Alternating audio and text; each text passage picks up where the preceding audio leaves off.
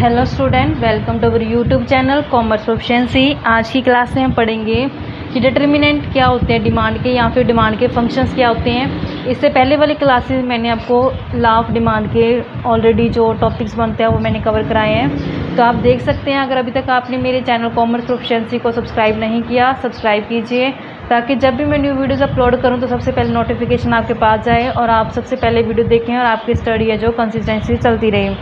तो आज मैं आपको एक एक करके बिल्कुल इजी लैंग्वेज में हर एक पॉइंट जो कवर कराऊंगी।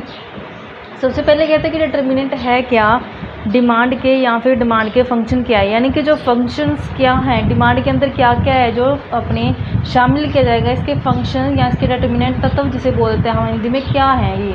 तो आज हम उसको कवर करेंगे कि क्या क्या डिटर्मिनेंट आ जाते हैं।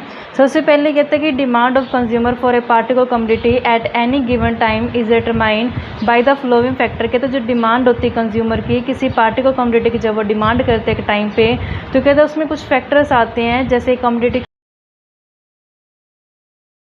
का प्राइस क्या है और रिलेटेड गुड्स का प्राइस क्या है, कंज्यूमर की इनकम क्या है, उसका टेस्ट और प्रेफरेंस क्या है, कंज्यूमर एक्सपेक्ट क्या करता है प्राइस के चेंज को लेकर कि इन फ्यूचर में क्या प्राइस हो सकता है प्रोडक्ट का। In addition to the above the market demand is also determined by the flowing factor. कहते हैं इनके अलावा जो मार्केट डिमांड होती है उसमें कुछ और फैक्टर्स भी आ जाते हैं, जैसे साइज़ या फिर कॉम्पोजिशन क्या है पॉपुलेशन का, डिस्ट्रीब्यूशन ऑफ इनकम क्या है।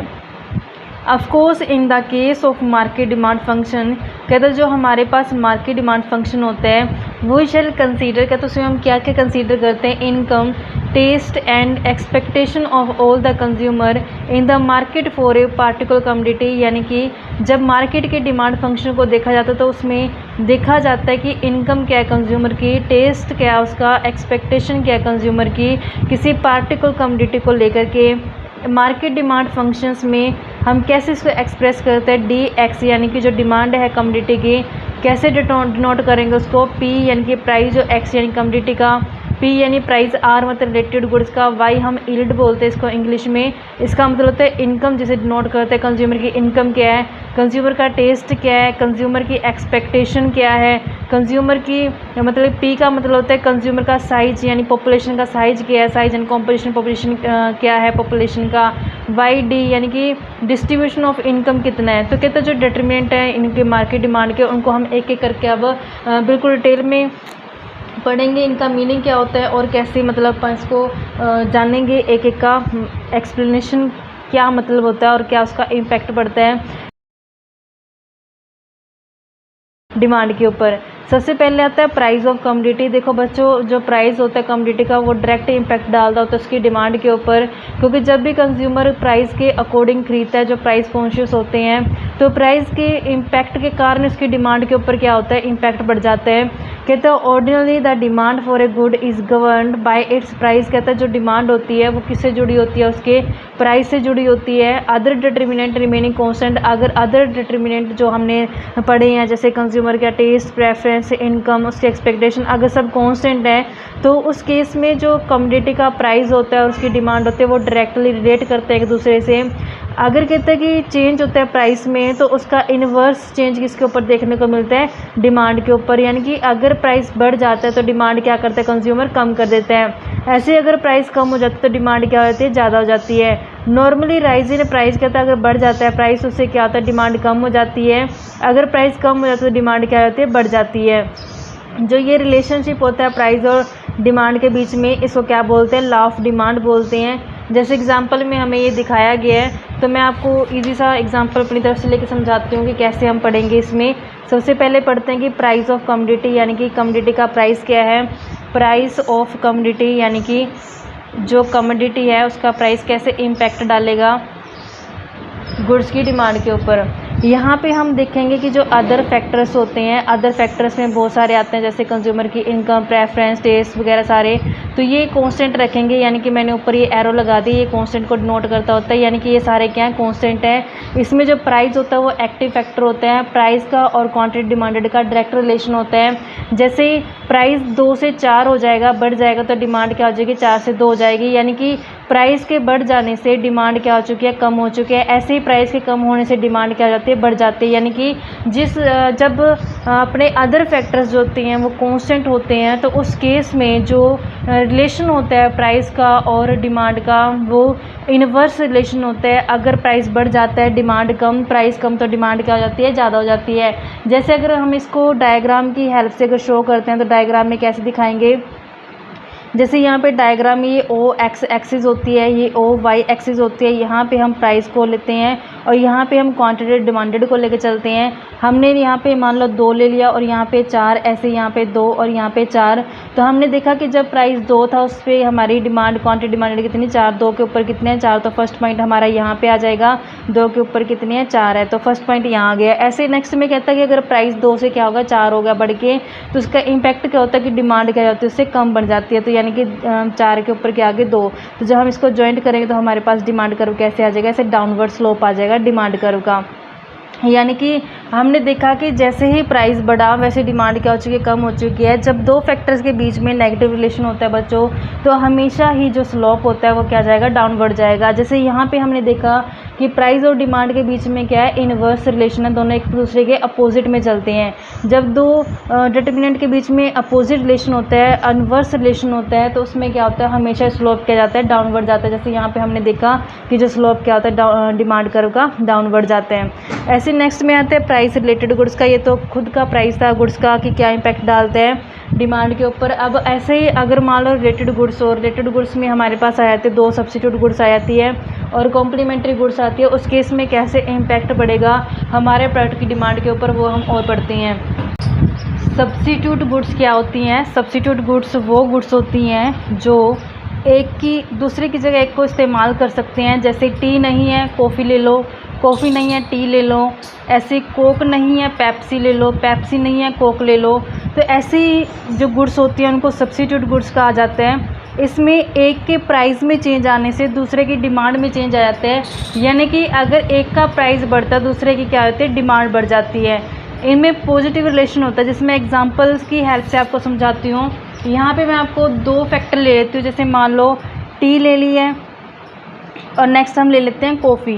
टी और कॉफ़ी दोनों क्या हैं, सब्स्टिट्यूट गुड्स है, यानी कि एक दूसरे की जगह क्या कर सकते हैं, हम इनको इस्तेमाल कर सकते हैं। यहाँ पे प्राइस आ जाएगा और यहाँ पे इनकी क्वांटिटी डिमांडेड, ऐसे ही प्राइस और क्वांटिटी डिमांडेड। अब यहाँ पे कैसे इम्पैक्ट पड़ेगा वो मैं आपको बताती हूँ कि मान लो स्टार्टिंग में जो प्राइस है वो दोनों का सेम ही है और डिमांड भी क्या दोनों की सेम ही है। यानी कि प्राइस और डिमांड क्या क्या दोनों की सेम ही ली है मैंने।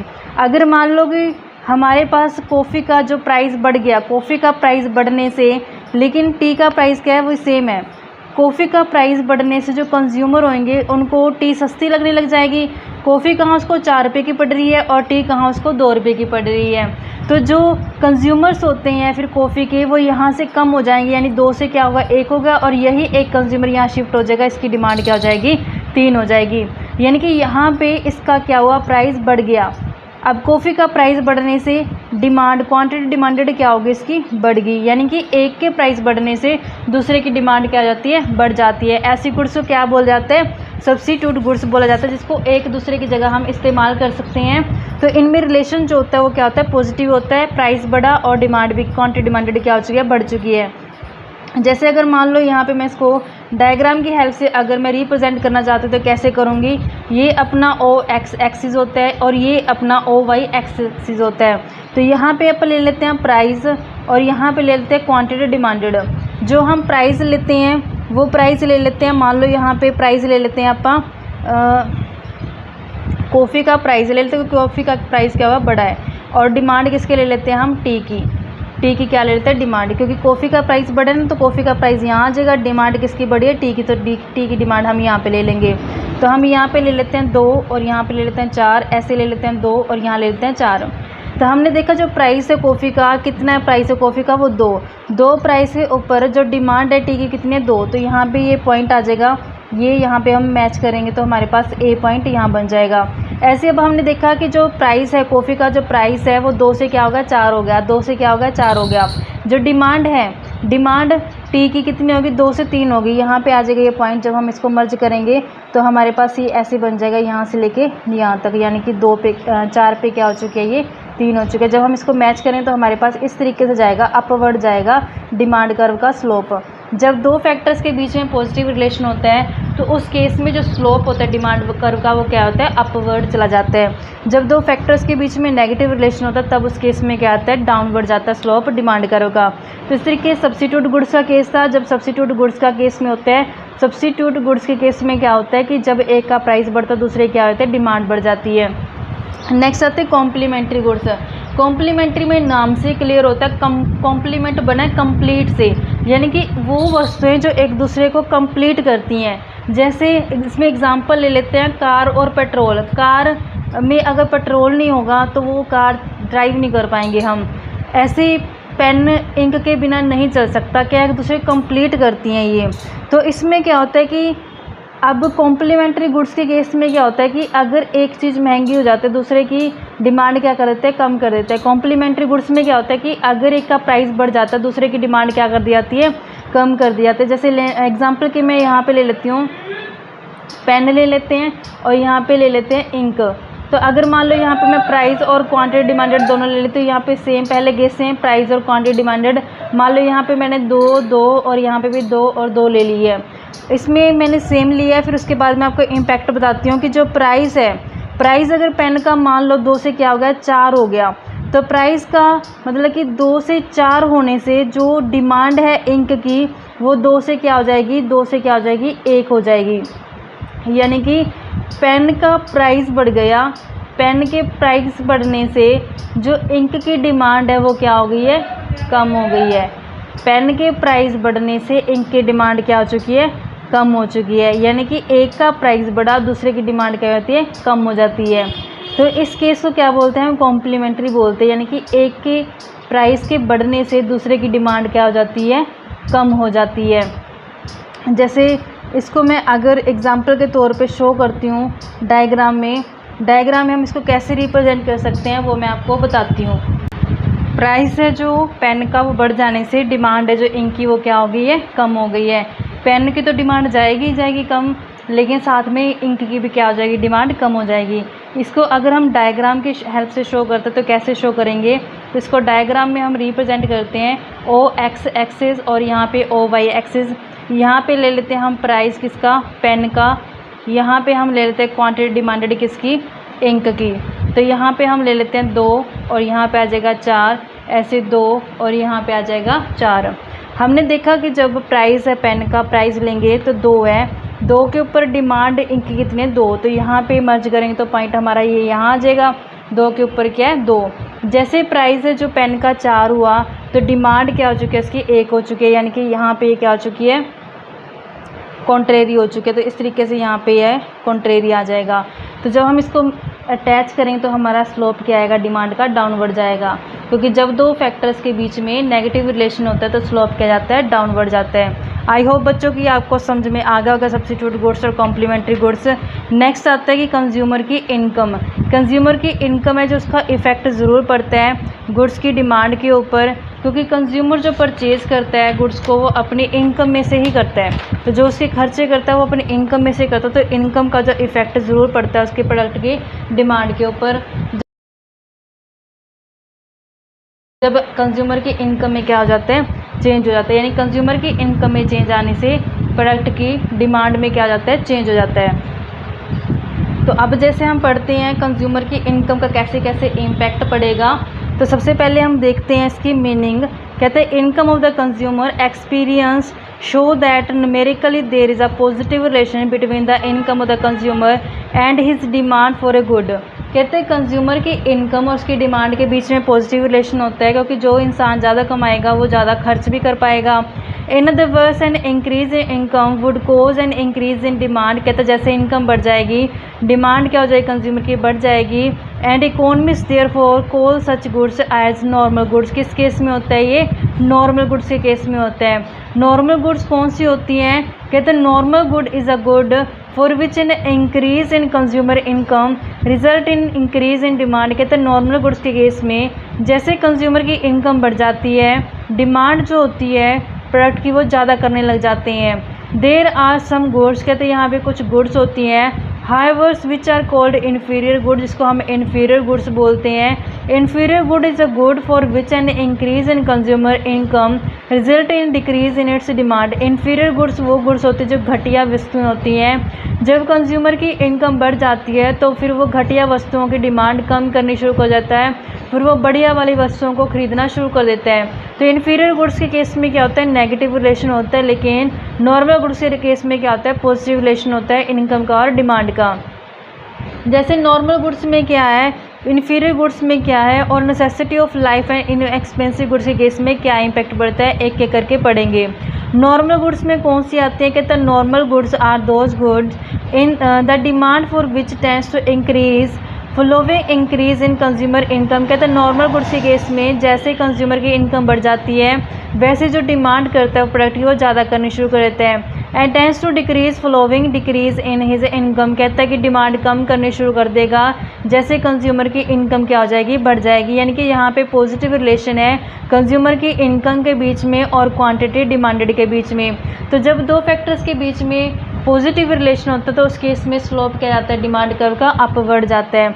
यानी मैं इसको अगर डायग्रामेटिकली शो कर तो कैसे शो करेंगे, नॉर्मल गुड्स के केस में जो रिलेशन होता है इनकम का, इनकम को हम यील्ड से डिनोट करते हैं जिसे वाई बोलते हैं। इनकम के बढ़ जाने से डिमांड भी क्या करता है, वो ज़्यादा करता है। इनकम के कम होने से डिमांड भी क्या करता है, कंज्यूमर कम करता है। जैसे एग्जांपल के लिए ले लो कि मैं यहाँ पे यील्ड ले लेती हूँ, यहाँ पे उसकी क्वांटिटी डिमांडेड जो की जाती है वो यहाँ पे ले लेते हैं। 2 से 4 हो गए जो कंज्यूमर की इनकम है, तो उसकी जो डिमांड होती है वो भी क्या हो जाएगी, 2 से 4 कर देगा। जैसे इनकम बढ़ी वैसे डिमांड क्या कर देगा, उसकी ज़्यादा कर देगा।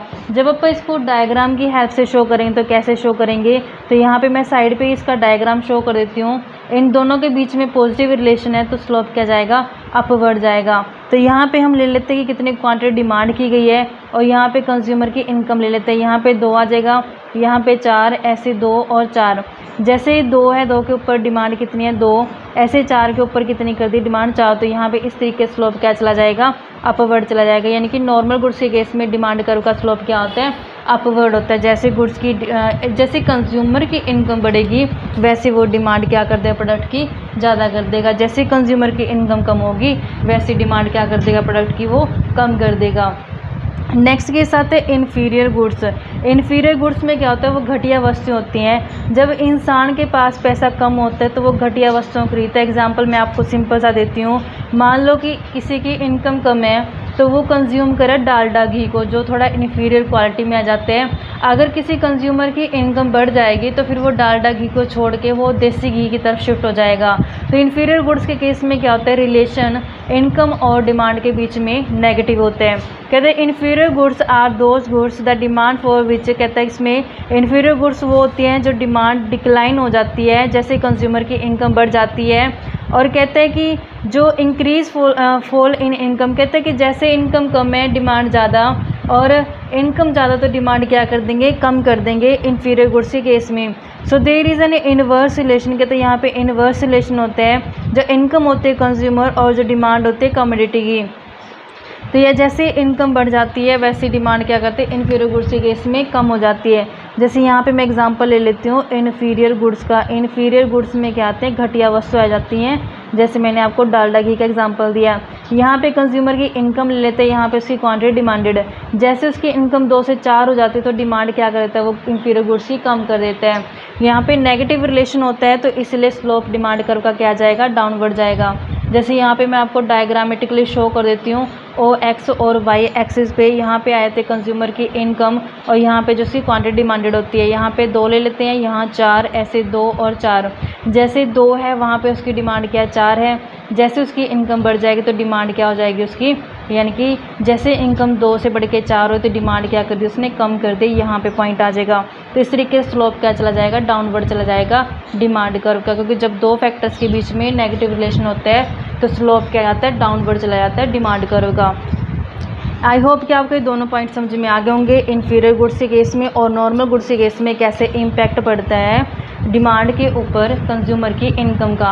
अब उससे नेक्स्ट मैं आपको करवाती हूँ necessity of life and in expensive goods, यानी ये वो गुड्स आ जाती हैं जो इंसान के लिए ज़रूरी होती हैं, नेसेसिटी होती हैं, जो इन एक्सपेंसिव होती हैं, इतनी ज़्यादा महंगी भी नहीं होती हैं।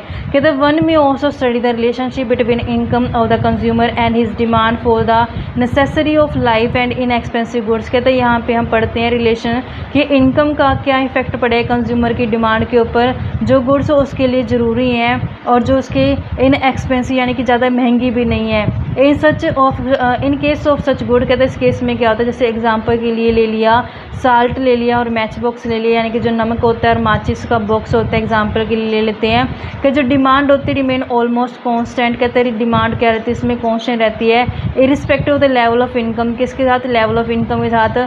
थ्रू इट में स्लाइटली स्ट्रेच, कहते हैं थोड़ा सा ये बढ़ जाएगी in the initial starting stage में, जब कंज्यूमर की इनकम बढ़ जाएगी फिर बाद में क्या हो जाएगी, ये कांस्टेंट हो जाती है। यानी कि यहाँ पे मैं आपको बताती हूँ एग्जांपल को कैसे हम लिखेंगे कि पहले तो थोड़ी थोड़ी क्या हो जाती है, बढ़ जाती है स्टार्टिंग में, जैसे कंज्यूमर की इनकम बढ़ेगी बढ़ जाएगी, लेकिन बाद में क्या हो जाएगी, ये कांस्टेंट हो जाएगी। जो ये हमारे पास आ जाती हैं नेसेसरी गुड्स, नेसेसरी गुड्स जिसे बोल देते हैं, या फिर इन एक्सपेंसिव, जो इन एक्सपेंसिव गुड्स होते ज़्यादा महंगी भी नहीं होते, जैसे नमक हो गया और मैच बॉक्स हो गया। यहाँ पर अगर मैं इसको डायग्राम की हेल्प से शो करती हूँ तो यहाँ पे अपन ले लेते हैं कंज्यूमर की, यहाँ पे ले लेते हैं क्वांटिटी डिमांडेड, कितना कंज्यूमर डिमांड कर रहा है, यहाँ पे उसकी आ जाएगी इनकम। यहाँ पे मान लो कि कंज्यूमर की स्टार्टिंग में इनकम क्या हो रही है, जैसे जैसे इनकम बढ़ेगी तो कंज्यूमर डिमांड क्या कर देगा, ज़्यादा कर देगा, लेकिन बाद में क्या करेगा, वो डिमांड क्या हो जाएगी, उसकी कांस्टेंट हो जाएगी डिमांड, ऐसे इसका जो डिमांड कर्व है जो बन जाएगा डी ऐसे जाएगा। स्टार्टिंग में तो क्या हो रहा है, बढ़ रहे हैं, मान लो कि यहाँ पे अपन ले लेते हैं क्वांटिटी डिमांडेड और यहाँ पे ले लेते हैं प्राइस, उसके बाद यहाँ पे उसकी क्वांटिटी डिमांडेड और यहाँ पे इनकम क्या हो उसकी बढ़ चुकी है। ऐसा बच्चों इसलिए होता है क्योंकि अब एग्जांपल मैं आपको देती हूँ, मान लो कि नमक है, नमक का एग्जांपल ले लेते हैं। नमक है, कंज्यूमर का जो इनकम का बहुत ही कम हिस्सा इसके ऊपर खर्च होता है, मैक्सिमम कितने की होगी, 30-50 की हो सकते हैं मैक्सिमम ये।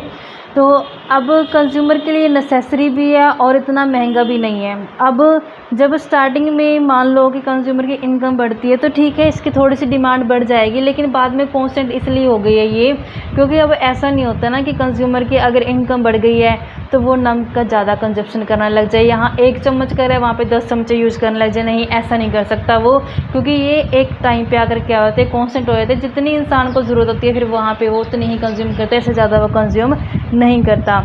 इससे नेक्स्ट वाली क्लासेस में आपको नेक्स्ट करवाऊँगी इसके जो भी बनते हैं फंक्शंस।